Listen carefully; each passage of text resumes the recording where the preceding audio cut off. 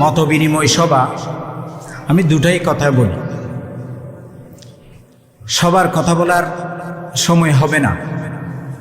একটা কথা দিয়ে আপনাদের মতটা আমি নিয়ে নিই। অত্র এলাকায় অনেক কষ্ট করে, অনেক পরিশ্রমের মাধ্যমে, আমার কাছে না গেলেও অনেকবার গেছে, কলিমুল্লাহ ভাই অনেকবার গেছে যে অত্র এলাকায় একটা এফজহানা করলে কি হয়। আদি কিসের এফজহানা করবো, যে এ বলে যে একটা মহিলা এফজহানা করব, কি বলেন? আদি বেশি সুন্দর পরামর্শ। এই টাউনেতে অনেক এফজহানা হয়েছে, আমাদের গ্রামে হয় নাই। সবলদণ্ডিতে হয়তো আজও পর্যন্ত এইরকম সাদির মিশে মহিলা এফজহানা হয় নাই।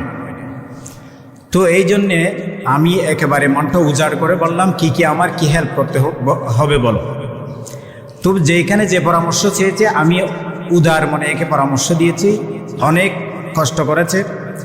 একটা এইরকম এফজহানার জন্য এত সহজ নয়, অনেক কঠিন, অনেক কঠিন বিষয়। আয়োজনও কঠিন এবং সামনে বহমান রাখা আরও কঠিন।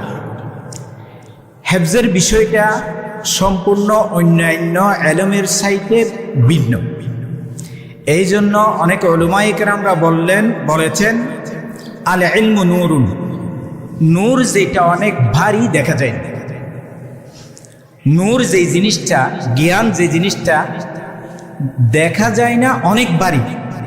এইটা অন্তরে একটা কলব নামের জায়গা আছে, ওই জায়গাটাতে 30 পারা কোরআনটা প্রতিদিন একটু একটু একটু করে জমা করে কলবে জমা রাখার নাম হচ্ছে যে কোরআন শরীফ করার নাম হচ্ছে যে তাহফিজ।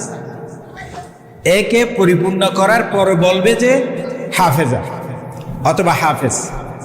মহিলাদেরকে আমরা হাফেজা বলি, পুরুষদেরকে হাফিজ বলি, স্ত্রীলিঙ্গ পুল্লিঙ্গতে নিয়ে আসি আর কি। তাইলে এই এলমটা ধারণ করা অত্যন্ত কঠিন। একটু একটু করে, আজকে বলছি যে কথা কালকে মনে থাকে না, একটু একটু করে পড়ে এত বড় কুরআন মজিদ এই কলবে রাখা অনেক কঠিন বিষয়। এটা ধরে রাখাটাও অনেক কঠিন বিষয়। এই জন্য অনেকের বাচ্চারা হাফেজ হয়েছে। এখানে আমার ভাই নূর মোহাম্মদ সাহেবের হাফেজ হয়েছে, এদের সন্তানও হাফেজ হয়েছে, তারপরে জাফরের ছেলেও হাফেজ হয়েছে, এরকম হাফেজ আব্দুল মান্নানও আছে, এরও এই বাচ্চারা এরকম শিক্ষিত হয়েছে, অনেক শিক্ষিত হয়েছে। কিন্তু মহিলারা হেফজ করা অনেক কঠিন, অনেক কঠিন কাজ। কিন্তু একটা হাফেজা যদি প্রতি এলাকায় হয়ে যায়, দেখবেন কোরআনের চর্চা কিভাবে হয়ে যায়। একটা ধরে রাখার চেষ্টা করি। এই প্রতিষ্ঠানটা অনেক গুরুত্বপূর্ণ, অনেক গুরুত্ব বহন করে। এই জন্য আমি সবার একসাথে এক বাক্যে আমি মত বিনিময়টা করে নিই। এই যে কলিমুল্লাহ ভাই যে প্রতিষ্ঠানটা করতে যাচ্ছে, অনেকেই বলেছে এটার ফজিলত সম্পর্কে, ফজিলতটা আমি ওদের জন্য রেখে দিলাম। মত বিনিময়টা আমি শেষ করে নিই। কারো যদি মত থাকে বলেন তো, এটা এফজহানাটা হইলে ভালো হবে নাকি খারাপ হবে? মত বিনিময়টা হয়ে গেছে, সবাই এক বাক্যে বলছে যে এইরকম একটা এফজহানা হওয়াটা অত্যন্ত গুরুত্বপূর্ণ এবং হলেই বেশি ভালো হবে। তাইলে কারো যদি মেয়ে থাকে, এইটা না যারা শেষ করে হেফজের জন্য দিবেন। আমি একটা ছোট্ট একটা পরামর্শ দিই, যারা ভালো করে পড়তে জানে না, 3 বার কোরআন মজিদ সহি শুদ্ধভাবে পড়ে নাই, না যারাটা সরে পড়তে পারে না, এফজহানায় দিলে আপনি উফতায় যাবেন। কিছুদিন পরে বলবেন যে কলিমুল্লাহ সাহেব কি এফজহানা দিছে, আজকে 4-5 বছর পড়তেছে যে আমার মেয়ে বিয়ার ওয়াক্ত চলে যাচ্ছে, আজ হাফেজ হয় না। ধৈর্য ধরে আপনাকে প্রথমে আপনার বাচ্চাটা নাজারাটা কমপ্লিট করতে হবে। নাজারা নজরের সাথে, মুখের সাথে, নজরের সাথে, নজর লাগার সাথে সাথে নাজারাটা পরে পাঠতে হবে, এরপরে হাফেজা হবে, নাইলে হাফেজা হওয়া সম্ভব। এই জন্য আমি বলছি নাজারাটা কমপ্লিট করে হেফজের জন্য দিবেন, অথবা নাজারাটাকে শুরু করে এই হেফজখানে দিবেন।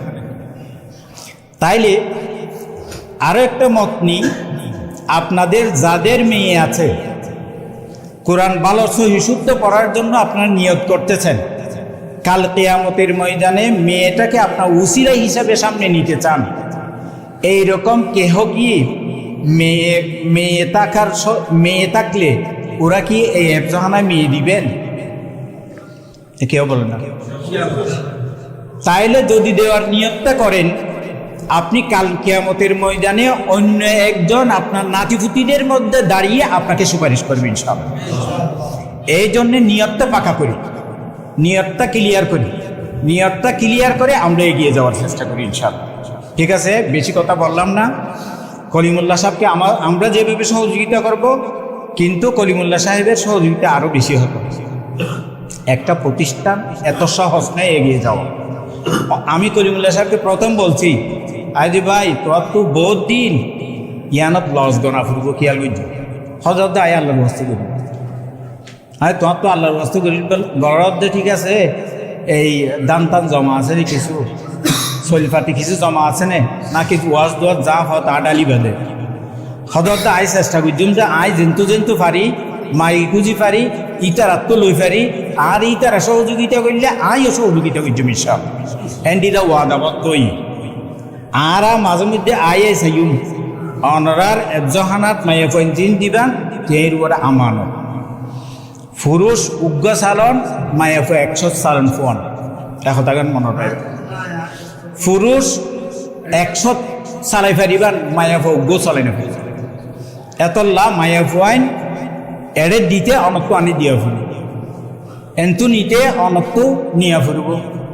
2 নম্বর এড়ে যারা তাকি যাইবই একদিন আমানত তাকি বলে কলিমুল্লাহ করে, তাহলে চিন্তা করিস বর্ষা যদি তাকে দয় 1000 মরদ পাচরণর যে মাথা ব্যথা তেঁতু তাইব এন্ডিল্লা মাথা ব্যথা এই দোষে হাঁটবে। এই মাথা ব্যথা কি নিজত্বও করা ফুরব কলিমুল্লাহ তো করা ফুরব। আই ফুসাল্লি হয়তো মাথা ব্যথা ঘুরি পারবি না ভাই, তুই ভাই তুই মাথা ব্যথা ঘুরি পারবি না। আই আরে বিভিন্ন একজহানাত মাঝে মস্ক করাই মায়া পয়েন্ট ফরে বলি হয়ে মুখ বন্ধ করে বই থাকে ইটার তো ফর্দার ভিতরে আয় কি মেকআপ খুলি চাই ফেরি নে আয় তো হন হন অফরস উগ্র হানা তাকে মায়া পয়েন্ট ভিতরে ছোড়বি কি উগ্র হানা তাকে আয় তোমার মস্ক করার দে রে আওয়াজ কমকে আইয়ার মানুষ কম নাকি বেগুন আসছে এখন আজিরা দেখি চাই যে বেগুন আসছে কিয়ে ফরে কিয়ে না ফরে মায়া পয়েন্ট কঠিন একজহানাত মায়া পয়েন্ট ফরন বেশি কঠিন এতল্লা মস্ক গড়াই ফেললা তেরো হই সহিষ্ণুভাবে মস্ক গড়াই ফেললা মানুষও প্রয়োজন।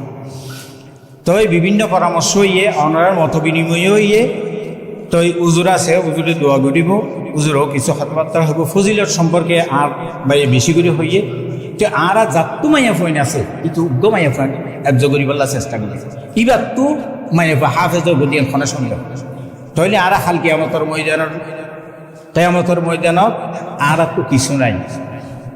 আরে যেদুন আসিয়া বেগুন খেতে খাওয়া মানুষ আর কলিমুল্লাহর আজও মাপারা তো মুয়ে দে মানুষ হয়তো মানুষ মুয়ে দেও ভাই আর 11টা আসি দিয়ে 2-3 মানুষ বইয়েছিল কেন আসি তো এত না আর খেতে খাওয়া মানুষ আর এবাদত গরিবার সময় নেই, নামাজ পড়িবার সময় নেই, তেলাওয়াতের সময় নেই।